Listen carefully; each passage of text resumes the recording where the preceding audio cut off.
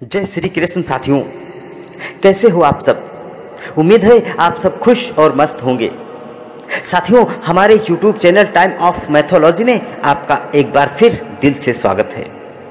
साथियों, वाल्मीकि रामायण में मंथरा की बहुत ही महत्वपूर्ण भूमिका बताई गई है और उसी मंथरा के कारण ही प्रभु श्री राम को 14 वर्षों के लिए वनवास भी जाना पड़ा था। मंथरा और रानी कैकेयी दोनों कैकेयी देश की राजकुमारियां थीं। कैकेयी नरेश अश्वपति सम्राट की पुत्री कैकेयी राजा दशरथ की तीसरे नंबर की पत्नी थी। कैकेयी बहुत ही सुंदर होने के साथ ही एक वीरांगना भी थी। संभवतः इसीलिए वह राजा दशरथ को अधिक प्रिय थी। कहते हैं विवाह के समय कैकेयी की दासी बनकर मंथरा भी उनके साथ अयोध्या आ गई थी।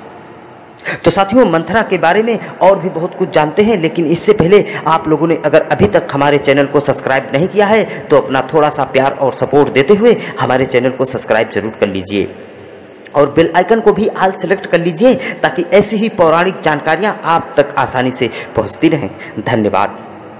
साथियों, एक कथा के अनुसार कैकेयी देश के राजा अश्वपति का एक छोटा भाई था जिसका नाम बृहदस्व था।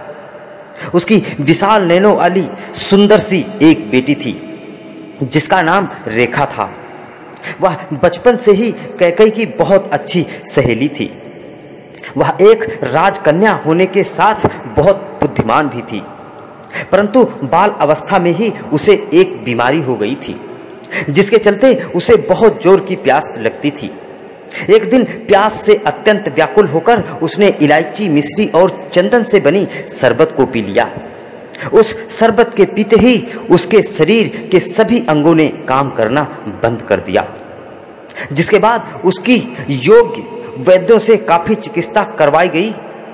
जिसके बाद वह बच तो गई, लेकिन उसके रीढ़ की हड्डी सदा के लिए टेढ़ी हो गई और इसी कारण उसका नाम मंथरा पड़ गया।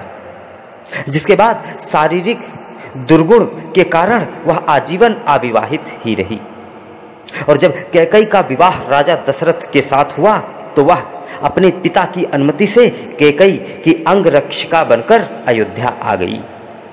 वहीं कथा के अनुसार मंथरा पूर्व जन्म में दुदुम्भी नाम की एक गंधर्व कन्या थी। एक और कथा के अनुसार लोमस ऋषि के कथनानुसार मंथरा पूर्व जन्म में प्रहलाद के पुत्र विरोचन की कन्या थी। वहीं वाल्मीकि रामायण में इंद्र द्वारा भेजी गई अप्सरा बताया गया है जो भगवान श्री राम को वनवास दिलाने के लिए अयोध्या आई थी। एक बार जब राजा दशरथ ने चैत्र मास में अपने ज्येष्ठ पुत्र राम के राज्याभिषेक की बात करी तो देव प्रेरित कुबड़ी मंथरा ने आकर यह समाचार कैकेयी को सुनाया। यह सुनकर कैकेयी बहुत खुश हुई और इस समाचार के बदले उसने मंथरा को एक गहना भेंट किया। जब मंथरा ने वह गहना फेंककर कैकेयी को अपनी कुटिल बातों से उकसाया, लेकिन कैकेयी ने मंथरा की बात न मानकर कहा कि यह तो रघुकुल की रीत है कि ज्येष्ठ पुत्र को ही राज्य संभालना होता है। मैं कैसे अपने पुत्र के बारे में सोचूं? और फिर राम तो हम सभी के बहुत ही प्रिय हैं। तब मंथरा के और भी बहकाने पर कैकेयी को उसके 2 वरदानों की याद दिलवाई और कैकेयी के मन में भी कपट समाने लगा। दरअसल एक बार राजा दशरथ ने देवासुर संग्राम में इंद्र के कहने पर भाग लिया था। इस युद्ध में उनकी पत्नी कैकेयी ने भी उनका साथ दिया था। युद्ध में राजा दशरथ अचेत हो गए थे। तब कैकेयी ही उन्हें रण क्षेत्र से बाहर लाई थी। अतः प्रसन्न होकर राजा दशरथ ने कैकेयी को 2 वरदान देने का वादा किया था। तब कैकेयी ने यह कहकर टाल दिया था कि कभी वक्त आने पर वरदान मांग लूंगी। वहीं बाद में मंथरा के कान भरने पर कैकेयी ने राजा दशरथ से अपने 2 वरदानों के रूप में राम का वनवास और अपने पुत्र भरत के लिए राज तिलक होना मांगा। यह सब होने के बाद राजा दशरथ की मृत्यु होने के बाद जब शत्रुघ्न को यह बात पता चली कि मंथरा के कारण ही मेरे घर का विनाश और मेरे प्रिय भाई को वनवास हुआ है, तो शत्रुघ्न ने कुबड़ी मंथरा को दंडित करते हुए उसके कुबड़ पर लात मारी थी और उसे कारागार में डलवा दिया था।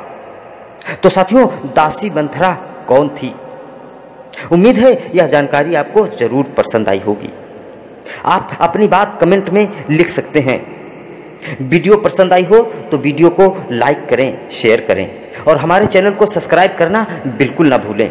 मिलते हैं अगले वीडियो में फिर एक पौराणिक जानकारी के साथ। तब तक के लिए जय श्री कृष्ण।